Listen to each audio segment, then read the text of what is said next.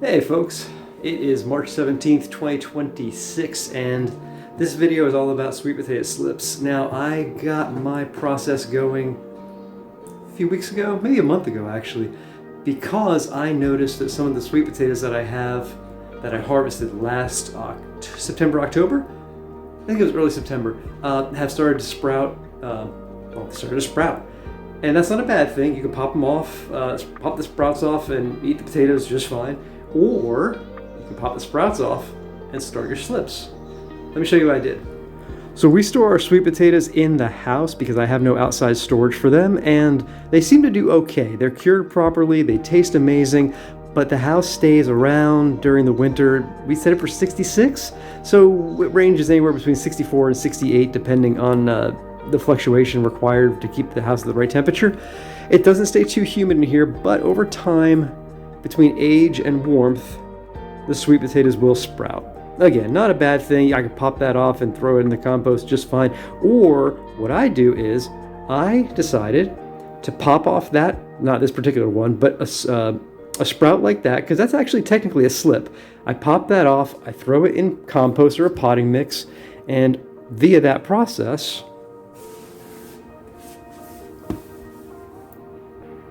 this is what I can do. So this is sitting in a pot, no big deal. I think that's just a really chunky homemade compost. It stays damp enough. It drains into this bucket, so it's not going to be in too much standing water. And right now it's going to grow slow because the temperatures aren't great for sweet potato slip growing. They really want it hot and humid. So when this current freeze finishes over the next couple of days, this is going to go outside my greenhouse on the ground where it's going to stay, 85, 90 degrees with humidity. And it's going to take off. I did this last year. There's a whole video on it. I'll link it below in the show notes and above right here. And you can check that out. It's a half-hour long. Jump around if you want. Or if you really want to learn how to do this process, just keep watching and I'll show you verbally what I'm going to do later in the season. Now, this particular variety and the one you just saw, this is Beauregard, I believe. However, this year I'm doing a few different varieties. I picked up some Stokes Purple and some Murasaki. Now I'm waiting for these things. If they want to throw a few slips out, they can. I see the start here. I could actually take this. I could snip this. I could take this potato. I could snip that down, cutting that piece off. I could throw that in potting mix, and it's going to grow. That's actually how I did grow this one. I didn't just pop that slip off. I think that one actually came from a small piece. Those two came from shoot systems that I just popped off. And if you want to sit tight for just a minute, I'm going to show you another way that I'm going to be growing my slips, or that I am growing my slips for the Stokes and the Murasakis, since they were a little slower, probably because they were a little younger of a potato, and they were probably kept in a little better storage than what mine have been.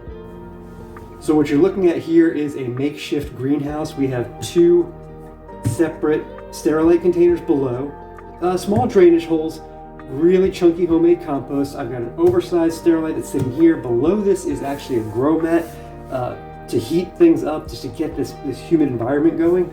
And as you can see inside, Stokes Purple, Murasaki. Stokes Purple actually had a bigger shoot system, more like this back here. I ripped it off a few days ago. I broke it into pieces, put it in pots to see how well that would take off. Not sure what's going to happen, but I think when the weather breaks again warm, these are going to go in the greenhouse as well. So they can really get the hot and humid, because they're not getting a whole lot of light off this east-facing window. It is my biggest window, so I say window door with a window in it. So I do want to get as much light as possible. Yeah, it's not a great situation, but it's as good as I can do for it. Again, Stokes and Murasaki. And let me show you in 2 months what I'm going to do to get a few hundred slips off of these three areas.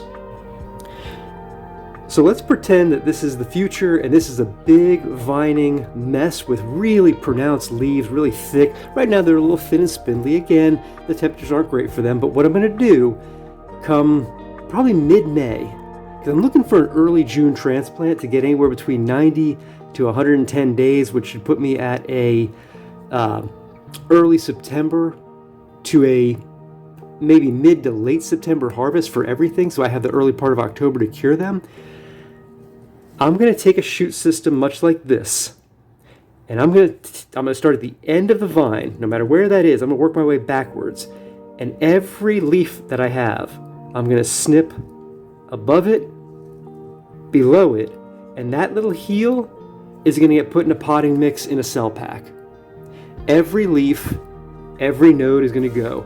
I usually get about 80 to 85% germination rate that way. I say germination, it will root out at that rate. So if I have 200 slips planted, I'm gonna get 170, probably 160, 170 successful rooting.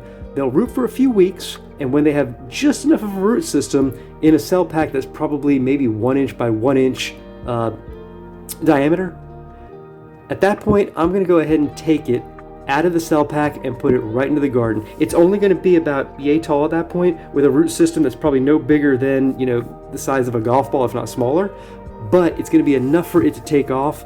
Transplant it sometime in the early evening, late afternoon, where it's not quite as hot as the early afternoon. And keep it watered in. They're gonna do just fine. I've done that every year for the past 3 or 4 years, and I've had pretty good success with my sweet potatoes doing that. Now, like I said, what you could also do, you could pop this off, stick that right in a potting mix in a pot right now. It will root out. You can transplant that in the garden. You've got yourself a slip. I did a lot of that last year too. I'm not doing that this year because I feel like my yields were different when I used that as a slip as opposed to the single node method off of a bigger vine.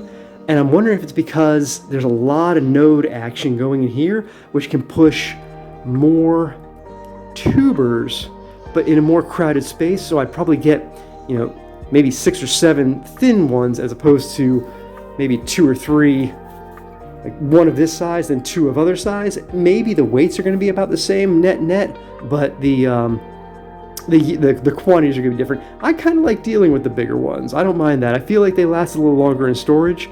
And since I usually eat a lot of sweet potato in one sitting, I would kind of rather just have to cut up one big one as opposed to, 15 small ones. So yeah, that's how I do my sweet potato slips. Again, from one potato, you can get a couple hundred. If you have if you have time to develop a really robust vining system, sky's the limit basically. If you didn't even want to sacrifice the potato, like I said, just pop off one of your little sprouts. If you have time, again, it will root out. It will grow a big vine. Make sure it's hot and humid so it can really take off. Break that one down, and then you still get to eat your potato.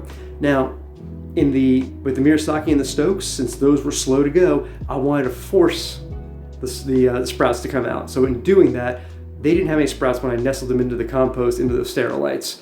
So again, I watered the mix, I nestled them in there, covered the top, put the heat mat on, generate a nice greenhouse in the house, and that got them going. It pretty much works every time. I've never had a sweet potato rot in that position, but I would definitely make sure that you can create enough heat and humidity and not keep the potting mix soaking wet. So I hope you got something out of this. If you have any questions, please let me know in the comments below. I love talking sweet potatoes, and I love eating sweet potatoes. So in the meantime, if you want to get into the sweet potato game, I fully encourage it. It does take some space in the garden. It takes anywhere between 90 and 120 days, depending on your variety, but the leaves are edible.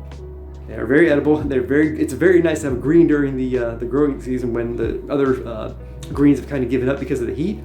And then in the end, you get a storage crop that tastes fantastic and pretty much goes with any meal, even dessert. So until next time, thanks for watching. Take care.